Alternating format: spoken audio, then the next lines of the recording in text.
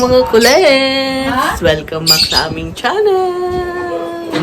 Yan, hindi na ako naka-vlog kagabi kasi medyo na-busy kami. Kasi after lunch, dumiretso na kami ng Don Bosco Parish. Kasi umatin nga kami nung kasal, diba? So, papakita ko sa inyo sa Lunes yung ating mga clips doon sa kasal. Maganda. Tapos ang reception niyan sa Casa Ibarra doon sa MOA. So, first time na kumpleto kahit paano yung family namin. So, lana na yung kina Tito John, yung tatay ng bride. Nakumpleto talaga sila as in kasi magkakahiwalay sila no. Meron sa UK, meron sa Canada. Tapos, yung tatay nanay nila nandito sa Pinas. So, first time nilang makumpleto kahapon. After all the years, di ba? So, ang saya-saya lang. So, ngayon wala naman tayong ganong ganap. Pahinga-pahinga lang kasi medyo napagod kahapon. Pero sulit naman. Sulit kasi maganda siya. Tawag dito, masaya. Yung sa simbahan. Maganda pala yung simbahan ng Don Bosco. First time namin doon. Actually, ako first time ko doon pumasok. Sa Don Bosco Parish. Oo, pala siya, aircon. Tapos, napaka-solemn niya. Ang ganda nung pagkakadesign ng simbahan. Kahit na medyo madilim. Pero, hindi naman ganun kadilim. Pero dim yung mga lights. So, carry lang. Tapos, lively yung pare. Magkano ba binayad nila doon simbahan? 50,000 ata. Tapos sa Casa Ibarra, maganda yung yung reception hall doon sa Casa Ibarra. Para kang fairy. Parang fairy tale na makaluwang mapit. Maganda. Makikita nyo sa ating mga clips. Yun ang ganap natin kahapon. So medyo late na tayo nakauwi kaya hindi tayo nakapag-upload ng video.